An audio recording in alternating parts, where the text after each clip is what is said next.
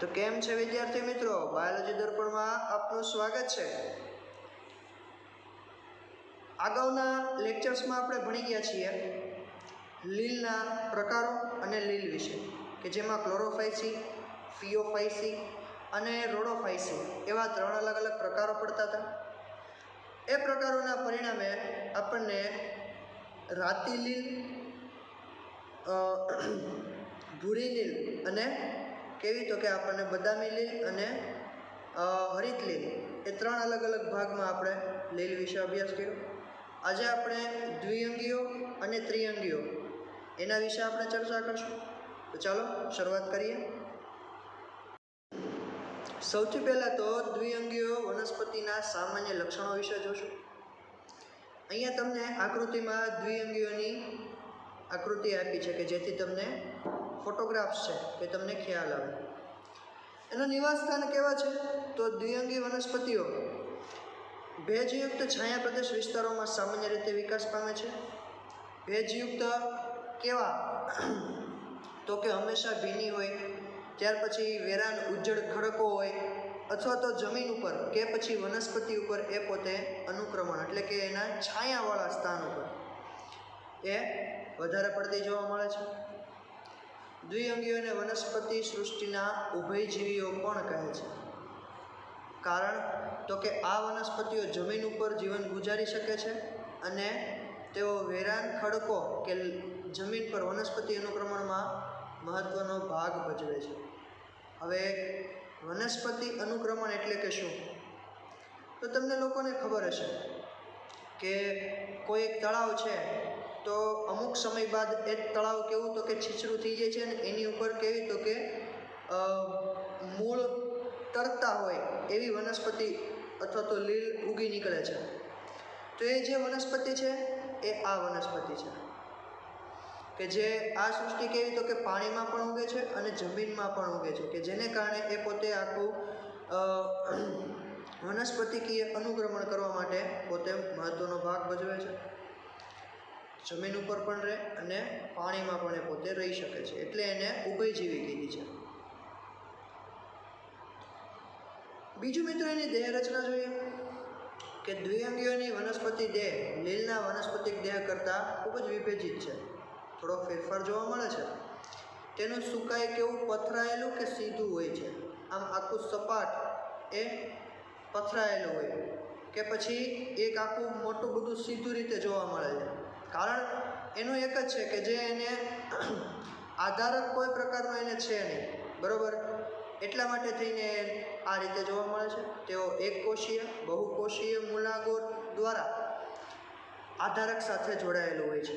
કેવા મૂલાંગો? કે જે નાના નાના મૂળ જેવી રચના કરે છે, પરંતુ મૂળ નહીં।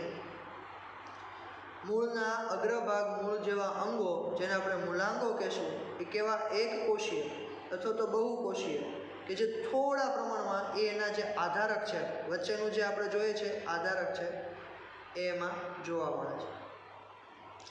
તેઓ સાચા મૂળ પ્રકાંડ કે પર્ણો ધરાવતા નથી, પરંતુ તેઓ મૂળ પ્રકાંડ કે પર્ણો જેવી રચના ધરાવે છે। તેઓ વનસ્પતિ દેહ કેવો તો કે એકકીય છે, કે એક જ પ્રકારની વનસ્પતિ, એમાં કોઈ પ્રકારના ભાગ એમાં પડે નહીં। અને તેને શું કહેશું? વનસ્પતિ દેહ એકકીય છે એટલે એને કેવું કહેશું? જન્યુજનક, કે જે જન્યુઓનું નિર્માણ કરવાનું કામ કરશે, બરાબર છે? જન્યુઓ એટલે કે એના બીજ, કે જે એનું નિર્માણ કરવાનું કાર્ય શરૂ કરશે। ત્યાર પછી જોઈએ આપણે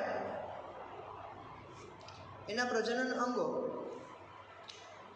દ્વિઅંગીઓમાં લિંગી અંગો બહુકોષીય હોય છે, અને જે લિંગી અંગો હોય છે એ ઘણા બધા કોષોના બનેલા હોય। નર લિંગી અંગને પૂજન્યુધાની અને કહેવાતો કે એ ચલ પૂજન્યો હોય છે, એટલે એમાં હલનચલન કરવા માટે શું આવેલું છે? 2 કશાની રચના છે, એટલે કેવી તો કે દ્વિકશાધારી। જો અહીં તમને નીચે આકૃતિમાં દેખાડેલી છે, કે જે કેવા છે? નાના છે, નરલિંગી અંગ છે અને એ દ્વિકશાધારી ચલ પૂજન્યો ઉત્પન્ન કરે છે। માદાલિંગી અંગ સ્ત્રીજન્યુધાનીમાં એને સ્ત્રીજન્યુધાની કહેશું. અને જે ચંબુ આકારની એક અંડકોષ એટલે કે ઈંડું ઉત્પન્ન કરે છે, જો એ તમને એ પણ દેખાય છે કે અંદરની સાઈડ એ મોટા, પરંતુ એ હલનચલન કરી શકશે નહીં. ફલનક્રિયા ક્યાં થશે? પાણીમાં. જલજન્યુઓ, જે જલજન્યુ છે એ પાણીમાં મુક્ત થાય, જ્યાં તેઓ સ્ત્રીજન્યુધાનીના સીધા સંપર્કમાં આવશે.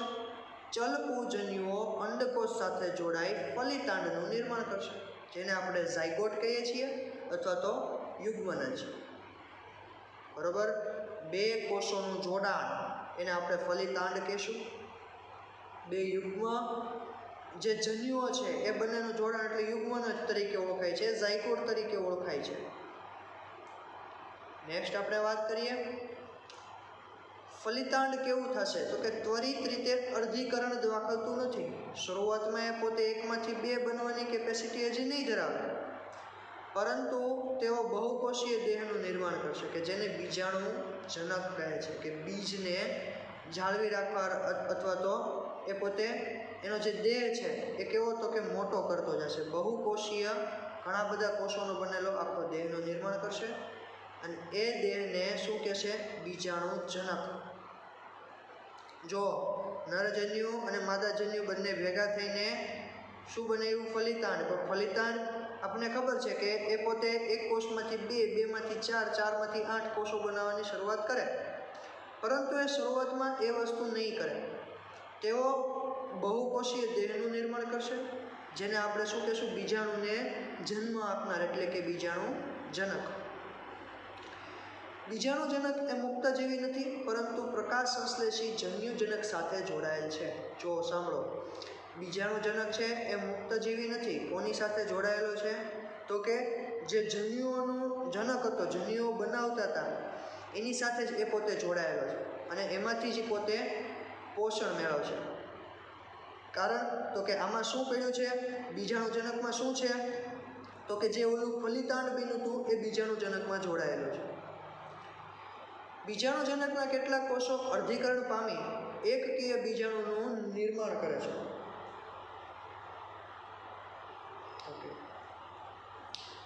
બીજાણુજનકના કેટલાક કોષો પછી એ પોતે અર્ધીકરણ પામશે, એકમાંથી બે બનશે અને કહેવાતો કે એકકીય બીજાણુનું નિર્માણ કરશે. અને આ બીજાણુઓ જ્યારે અંકુરિત થાય ત્યારે ફરીવાર જન્યુજનક ઉત્પન્ન કરશે. સમજાય છે?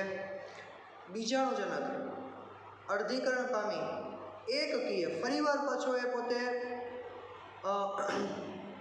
પરિપક્વ થઈ અને બીજા નવા એકકીય 2n નહીં, માત્ર n એકકીય હેપ્લોઇડ એ પોતે બીજાણુનું નિર્માણ કરશે. અને આ જે બીજાણુ છે પાછા ફરીવાર અંકુરિત થશે. જ્યારે એ બીજાણુ છે કોઈ જગ્યાએ જઈ એ પોતે અંકુરિત થાય ત્યારે પાછા ફરીવાર શું બનાવશે? જન્યુજનક, કે ભાઈ નરજન્યુ અને માદાજન્યુ. બરોબર છે? ખ્યાલ આવી ગયો? દ્વિઅંગીઓની આપણે અગત્યતા શું છે? કે દ્વિઅંગીઓ ક્યાં ઉપયોગમાં આવે છે? તો કે સામાન્યતઃ દ્વિઅંગી વનસ્પતિઓ આર્થિક અગત્યતા ઘણી ઓછી છે, પરંતુ મોસ એ તૃણાહારી સસ્તન પક્ષીઓ અને પ્રાણીઓના ખોરાક માટે જરૂરી છે. જે એમાંથી મોસ નામની દ્વિઅંગી છે એ, જેના વિશે આપણે હમણાં ભણવાનું છે. બરોબર છે? સ્ફેગ્નમની જાતિ છે શેવાળ, કે જે મોસ તરીકે ઓળખાય છે, વગેરે. પીટ એટલે કે પાણીની અસરથી સડીને લોચો થઈ ગયેલું વનસ્પતિજન્ય પદાર્થ. એ કોણ પૂરો પાડશે? તો કે જે આપણો મોસ છે, સ્ફેગ્નમની જે જાતિ છે એ, જે બળતણ તરીકે અને જલગ્રાહક ક્ષમતાને કારણે જીવન જરૂરી માલ સામાનની હેરફેર માટે, સામગ્રી બાંધવા માટે, પેકેજિંગ માટે એ લાંબા સમયની ઉપયોગિતા આપે. કઈ? સ્ફેગ્મની જાતિ છે શેવાળ, એનું નામ છે મોસ, અને એ પીટ પૂરો પાડે છે. પીટ એટલે કે શું કહેવાય?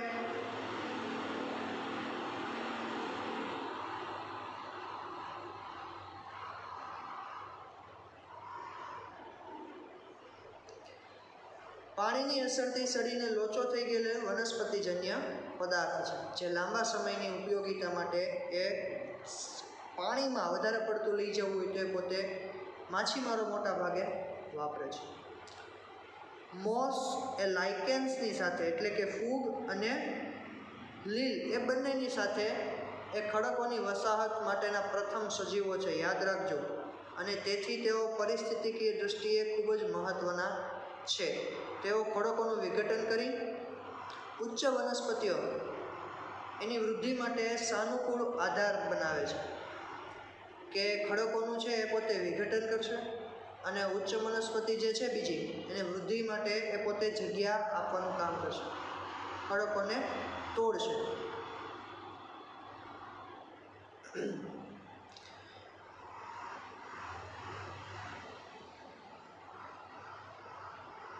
ત્યાર પછી આપણે જોઈએ કે જ્યારે મોસ છે એ જમીન ઉપર એ પોતે ગીચ હોય જે વધારે પડતા જથ્થામાં જોવા મળે તો એ કેવી, તો કે ચાદર જેવી રચના ધરાવે છે. અને ત્યારે તેઓ વરસતા વરસાદની અસરને ઘટાડી જમીનનું ધોવાણ અટકાવે છે. તો આટલી વસ્તુ આપણને જરૂર જણાવી કે ખડકોને તોડવા માટે, ખડકોને વિઘટન કરી વનસ્પતિને રહેવા માટે જગ્યા બનાવે છે. પ્લસ એ ગીચ ઝાડીઓમાં અથવા તો એ ચાદર જેવી રચના ધરાવે કે જે નીચેની જે જમીન છે જ્યારે વરસાદ પડતો હોય ત્યારે એને ધોવાણ થતાં શું કરે છે, અટકાવી દે છે. દ્વિઅંગીનો પ્રકાર આપણે જોઈએ, મુખ્ય બે પ્રકાર છે, લીવરવર્ટ અને મોસ. લીવરવર્ટ અને બીજું છે મોસ કે જેને આપણે શેવાળ તરીકે ઓળખશું. પહેલું વહેલું છે લીવરવર્ટ.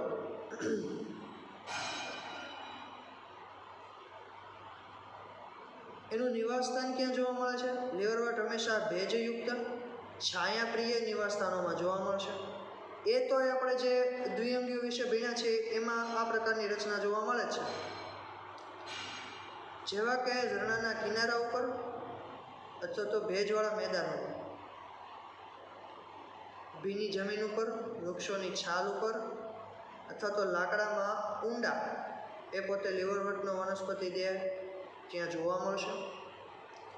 એનું ઉદાહરણ શું છે? માર્કેન્શિયા, જે સુકાય પૃષ્ઠવંશીય છે. પૃષ્ઠવંશીય એટલે કેવું, તો કે ડોર્સી વેન્ટ્રલ, કે જે ગાઢ રીતે આધાર, જે કડક રીતે એ આધાર સાથે જોડાયેલું હોય, એનું સુકાય કેવું છે, એ આખું કપ આકારે પોતે જોવા મળે.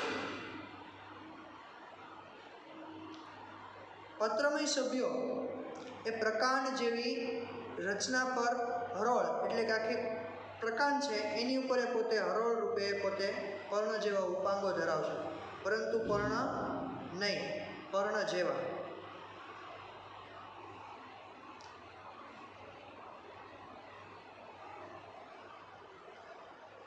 પ્રજનન કઈ રીતે કરશે?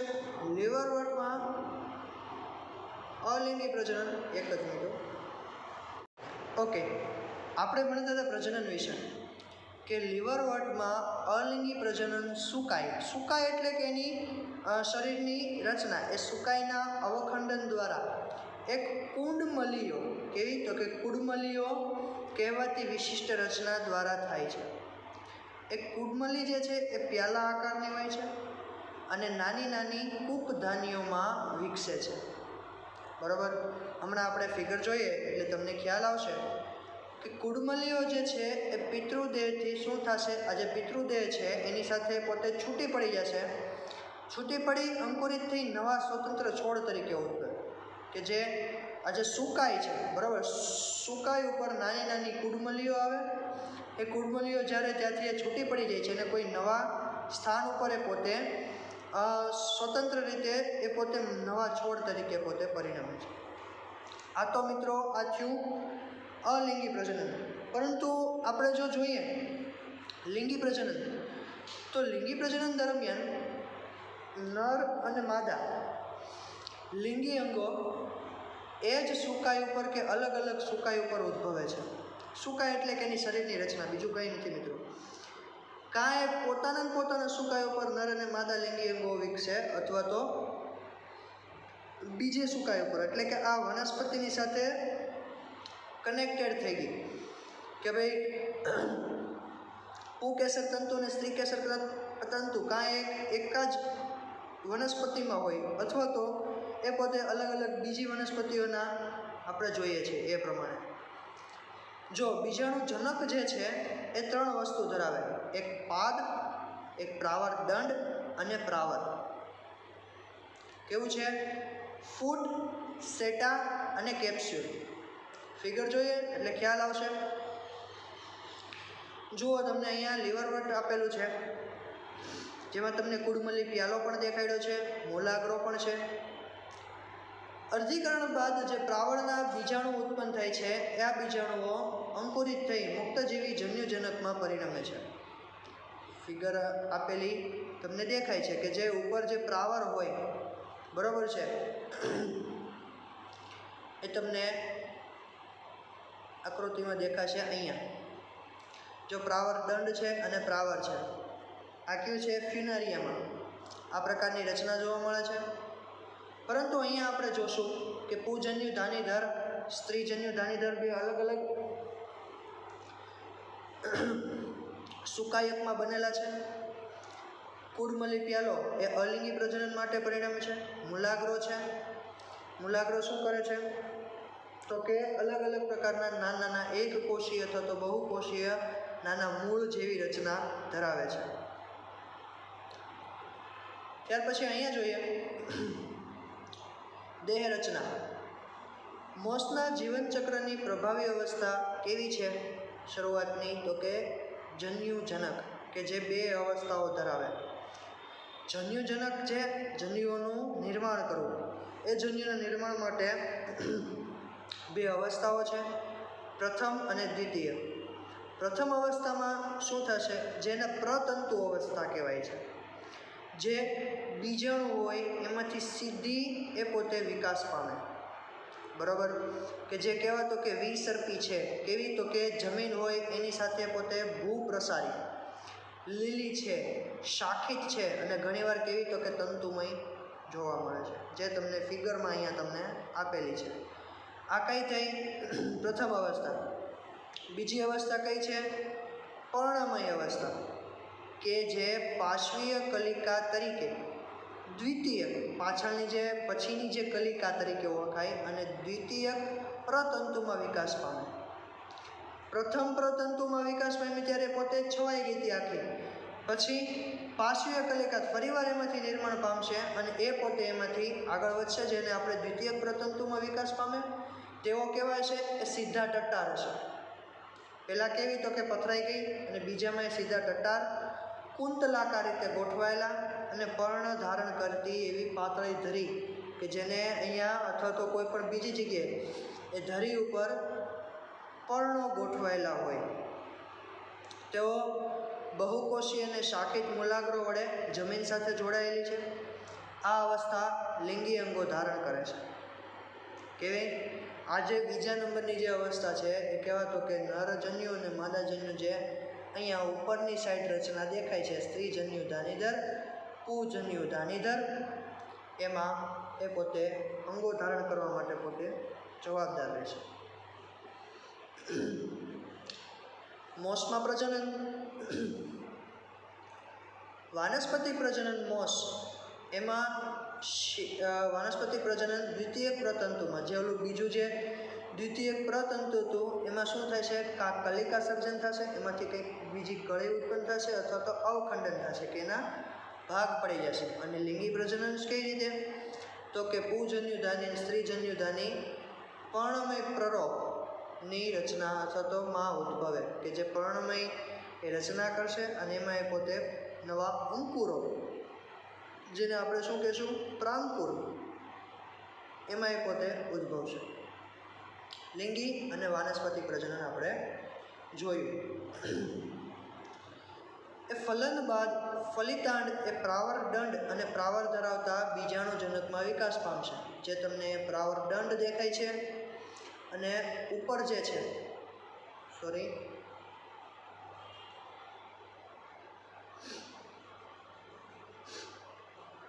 જે તમને પ્રાવર દંડ દેખાય છે અને બીજું જે ઉપર પ્રાવર છે એ પ્રાવરને ઝૂમ કરી અહીંયા આપેલું છે તમને, કે ફલન બાદ ફલિતાંડ એ પાદ પ્રાવરદંડ અને પ્રાવર ધરાવતા બીજાણુજનકમાં વિકાસ પામશે. મોસમાં બીજાણુજનક એ લીવરવટ કરતાં ખૂબ જ વિકસિત છે. મોસમાં જે બીજાણુ બનવાની જે ક્રિયા છે એ ઘણું વિકસિત જોવા મળે છે. કોની ડિપેન્ડેડ? લીવરવટની સાપેક્ષે. પ્રાવરની અંદર બીજાણુઓ હોય છે. મોસ એ બીજાણુને વિકિરણ વિકસિત યંત્રવત કાર્ય પદ્ધતિ ધરાવે કે જે પોતે વિકાસ થઈ અને પોતે બ્લાસ્ટ થઈ અથવા તો એ પોતે આપણે કેમ પરાગરજ એ છૂટી પડતી હોય એ જ રીતે આ મોસ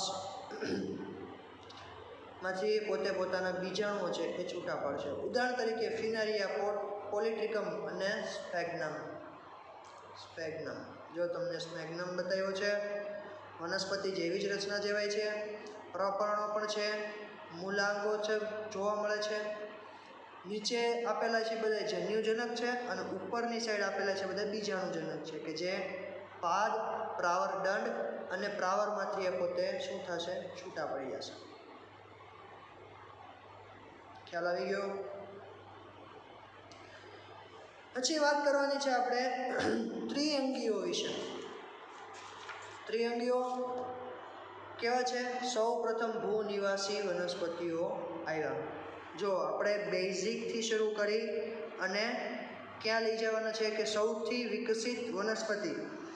એવી જ રીતે પ્રાણીઓમાં પણ કે જે નાના નાના સૂક્ષ્મ પ્રાણીઓથી માંડીને મહાકાય વેલ સુધી, સસ્તન પ્રાણી સુધી આપણે જોવાનું થશે. એ જ વસ્તુ આપણે અહીંયા જોઈએ છે. જેમ જેમ એમાં કંઈક નવી વિકસિત થાય એને આપણે ત્રિઅંગીઓ તરીકે ઓળખીએ છીએ કે જે સૌ પ્રથમ ભૂનિવાસી છે કે જે સૌથી પ્રથમ ઓલા કેવા હતા? ઉભયજીવી. અને એની પહેલાંની જે લીલ હતી હંમેશા કેવી હતી? તો કે જલજ રીતે જોવા મળતી હતી. નિવાસ સ્થાનોમાં ત્રિઅંગીઓ હંમેશા સ્થળજ, ભેજયુક્ત, છાયાપ્રિય વિકાસ વસવાટ વિકસે છે. તેમાંની કેટલીક રેતાળ જમીન ઉપર પણ સારી રીતે ફૂલે ફાલે છે. બરોબર. દેહ રચના, તેઓ મૂળ, પ્રકાંડ અને પર્ણ ધરાવે. બરોબર છે. દેહ રચના 3 છે એટલે જેને ત્રિઅંગી કરી છે. મૂળ, પ્રકાંડ અને પર્ણ. તેઓ સુવિકસિત વાહક પેશીયુક્ત હોય છે. જો અહીંયાથી વાહક પેશીની શરૂઆત થાય છે. કઈ વાહક પેશી? તમે અગાઉના ધોરણમાં ભણી ગયા છો, 9મા ધોરણમાં આવી ગયું હતું. જલવાહક પેશી અને અન્નવાહક પેશી. કે જે જલવાહક પેશીમાં માત્ર પાણી અને ન્યુટ્રિશન એ પોતે ઉપરની સાઈડ જાય છે. જ્યારે અન્નવાહકમાં જે પોષક દ્રવ્યો જે બની ગયા હોય, માનો કે પ્રકાશ સંશ્લેષણ પ્રક્રિયા થઈ અને ગ્લુકોઝનો મોલેક્યુલ બન્યો છે તો એ ગ્લુકોઝનો મોલેક્યુલ પાછો અન્નવાહકમાં એ પોતે આવશે. એ વાહક પેશી આમાં પણ જોવા મળે છે. ત્રિઅંગીઓમાં નાના પર્ણો, સૂક્ષ્મ પર્ણી સેલાજીનેલામાં થોડાક મહાપર્ણો અને હંસરાજમાં જોવા મળે છે. જો ઉદાહરણ પણ અહીંયા આપેલા છે. ત્રિઅંગીઓમાં જે સૂક્ષ્મ પર્ણી સેલાજીનેલા, મહાપર્ણી અને હંસરાજ આ એના ઉદાહરણ છે. જીવનચક્ર. ત્રિઅંગી વનસ્પતિઓમાં મુખ્ય વનસ્પતિ દેહ બીજાણુજનક છે. જેનો મેઇન દેહ જો જોવા મળશે, એનું શરીર જે છે એ બીજાણુ ઉત્પન્ન કરશે જે સાચા મૂળ, સાચા પ્રકાંડ અને સાચા પર્ણોમાં વિભાજિત થશે. દ્વિઅંગીઓ અને ત્રિઅંગીઓમાં તફાવત પૂછે તો આ મૂળ તફાવત તમને ખ્યાલ હોવો જોઈએ. આ અંગો સારી રીતે વિભેદન પામેલી વાહક પેશીઓ ધરાવશે, પરંતુ હજી આમાં એક વસ્તુ ખૂટે છે. કઈ વસ્તુ? તો કે આમાં પુષ્પ નથી. બરોબર. આ અપુષ્પી વનસ્પતિ છે. સારી રીતે વિભેદન પામેલી વાહક પેશીઓ ધરાવે છે. બીજાણુજનક એ બીજાણુ ધાની ધારણ કરે છે જે પર્ણ જેવા ઉપાંગોમાં કક્ષાંતરિત થાય છે, જે બીજાણુ પર્ણ કહે છે. બીજાણુજનક એ બીજાણુ ધાની ધારણ કરે જે પર્ણ જેવા ઉપાંગોમાં ભાગ પડે, જેને આપણે શું નામ આપશું? બીજાણુ પર્ણ. બરોબર. કેટલાક કિસ્સાઓમાં બીજાણુ પર્ણો વિશિષ્ટ સંગઠિત રચના ધરાવે, જેને આપણે શું કહેશું?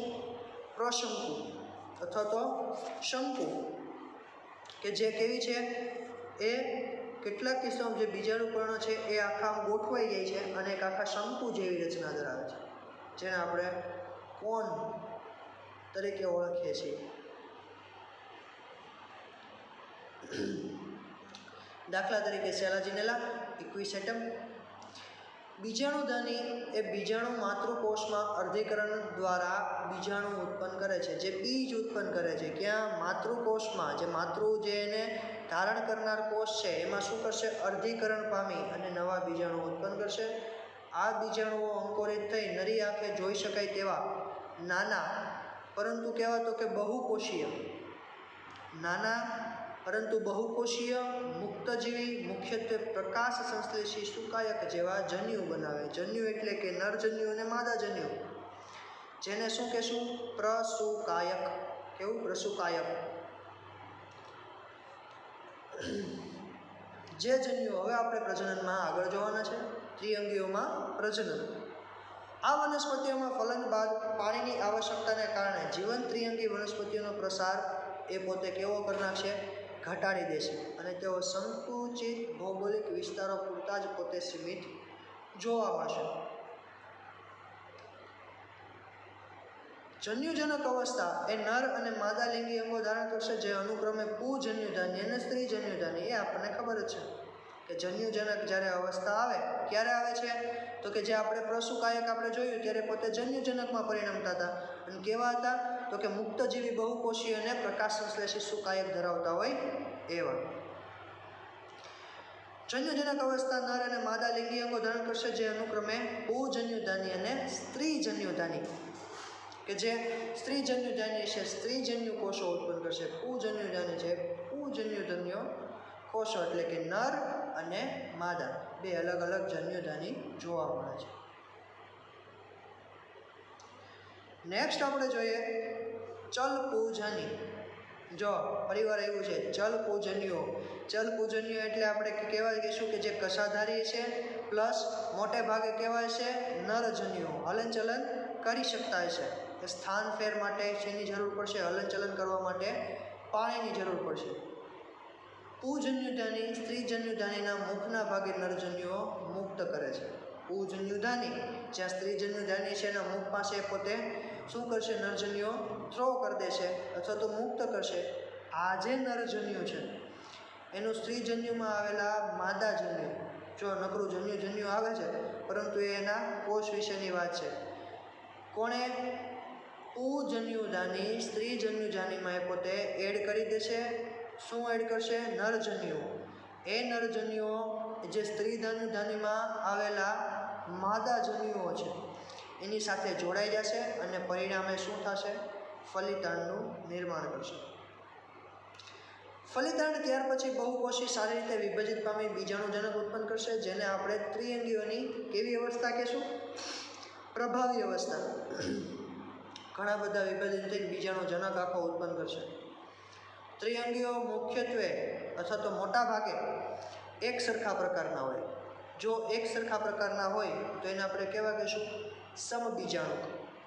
નરજન્યુ અને માદાજન્યુ જે છે અથવા તો એના જે બીજાણુ જે છે એ બીજાણુનો આકાર સરખો હોય, પ્રકાર સરખો હોય તો એને આપણે કહેવાતો કે સમબીજાણુક કહેશું. ઉદાહરણ તરીકે હંસરાજ. હંસરાજ શેમાં આવશે? સમબીજાણુક ત્રિઅંગીમાં. જો એ અલગ અલગ હોય જેમ કે સેલાજીનેલા અને સાલ્વિનિયા બે પ્રકારના બીજાણુ ઉત્પન્ન કરે, એક તો મોટા અને બીજા છે લઘુ એટલે કે નાના, તો એને કેવા કહીશું? વિષમ બીજાણુ. મહાબીજાણુ અને લઘુ બીજાણુ અંકુરિત થઈ અનુક્રમે મોટા હશે તો માદા અને લઘુ બીજાણુ છે તો નરજન્યુમાં વિકાસ પામશે. તો આપણને ખબર છે કે નરજન્યુ હંમેશા નાના હોય, માદાજન્યુ છે મોટા ભાગે મોટા જોવા મળે છે. આ વનસ્પતિઓમાં માદાજન્યુ ઓછા કે વધુ સમય માટે પિતૃબીજાણુ જનક પર જળવાય છે. એ આપણને ખબર જ છે કે પહેલાં જે હતું દ્વિઅંગીઓમાં કે જે માતૃ બીજાણુજનકમાં હતા, આ રીતે જ એ વધુ સમય માટે પિતૃબીજાણુજનક તરીકે ઓળખાય છે, એની ઉપર જળવાય છે. આ વનસ્પતિઓ માદાજન્યુજનકની અંદર ફલિતાંડનો વિકાસ એ તૃણભ્રૂણ કે ભાઈ તરુણ અવસ્થા કે જે હવે પોતે પરિપક્વ તરીકે થવા માટે, અને આ જે ઘટના છે એ ઘટનાને આપણે કેની હારે કનેક્ટ કરીએ છીએ? જ્યારે ઓલો આપણે બીજ બને છે. સંપૂર્ણ વનસ્પતિઓમાં જે બીજ બનવાની ઘટના છે, આ વસ્તુ જે છે, આ જે ઘટના બને છે, આ ઘટના કેમાં તો કે ઉદ્વિકાસનો મેઇન તબક્કો માનવામાં આવે છે, કે જેમાં પછી વિકાસ થતો ગયો અને પોતે નવા પ્રોપર એક સજીવ તરીકે વર્ત્યો, કે જે વનસ્પતિ દેહ તરીકે ઓળખાણ. એટલે એને ઉદ્વિકાસમાં ત્રિઅંગીઓનો મહત્વ ઘણો વધારે જોવા મળે છે. અહીં તમને આકૃતિ આપી છે સેલાજિનેલા અને ઇક્વિસેટમ, કે જે સેલાજિનેલામાં જો નાના એવા મૂળાંગો જોવા મળે છે, પર્ણો જોવા મળે, પ્રકાંડ જોવા મળે, અને અહીંયા આપણે જોઈએ તો કે ગાંઠા મૂળી એની શાખાઓ પડે છે. ગાંઠ વચ્ચે જોઈએ તો એક આંતરગાંઠ જેવી રચના છે, અને જે આપણે હમણાં પ્રશંકુ અથવા તો શંકુની રચના કીધી હતી એ અહીંયા જોવા મળે છે. ખ્યાલ આવી ગયો મિત્રો? હંસરાજ અને સાલ્વિનિયાની પણ આકૃતિ તમને આપેલી છે. આગળ તમે જોઈએ ત્રિઅંગીઓનું વર્ગીકરણ. આ વર્ગીકરણ ખાલી તમારે નામ માત્ર યાદ રાખવાનું છે, બાકી તમારે આગળ આના વિશે કંઈ પણ જોવાનું નથી. ઉદાહરણ અને એના નામ, ઉદાહરણ અને એના નામ તમે યાદ રાખી લેજો. પહેલું જ છે સાયલોપ્સિડા, એમનું ઉદાહરણ છે સાયલોટમ. બીજું છે લાઇકોપ્સિડા, એમાં સેલાજિનાલા અને લાઇકોપોડિયમ. સ્ફિનોપ્સિડા એનું ઉદાહરણ છે ઇક્વિસેટમ, અને ટેરોપ્સિડા કે જેમાં ડ્રાયોટેરિસ, ટેરિસ અને એડિયન્ટમ. આટલી વસ્તુ તમારે યાદ રાખવાની છે. પાઠ્યપુસ્તકમાં તમારે આપેલું છે, બરોબર? અહીં તમને આકૃતિ સરસ મજાની આપી છે સાયલોપ્સિડા, કે જે સાયલોટમ દેખાય છે, જે પુષ્પ પર્ણ જેવી રચના જોવા મળે છે. અહીં સેલાજિનેલા પણ આપણે જોયું છે, બરોબર? એડિયન્ટમ દેખાય છે તમને, એડિયમ ન દેખાતું હોય તો હવે તમને દેખાઈ જશે, બરોબર? તો આજે આપણે દ્વિઅંગીઓ ત્રિઅંગીઓ વિશે આપણે ભણી ગયા, લીવરવર્ટ અને મોસ વિશે પણ જોયું. હવે આપણે જોવાનું છે અનાવૃત બીજધારી અને આવૃત બીજધારી વનસ્પતિ, કે જેમાં પુષ્પની રચના આવશે, કે જે એનું પ્રજનન અંગ છે. મિત્રો, જો મારી ચેનલ તમને ગમતી હોય અને જો તમને આવનારા વિડીયોની નોટિફિકેશન જોઈએ તો તમે મારી ચેનલ સબસ્ક્રાઈબ કરો, કે જેથી તમને આવનારા વિડીયોની નોટિફિકેશન તમને મળતી રહે. અને વિડીયો કેવો લાગ્યો એ કમેન્ટ સેક્શનમાં તમે મને બતાવી શકો. Thank you.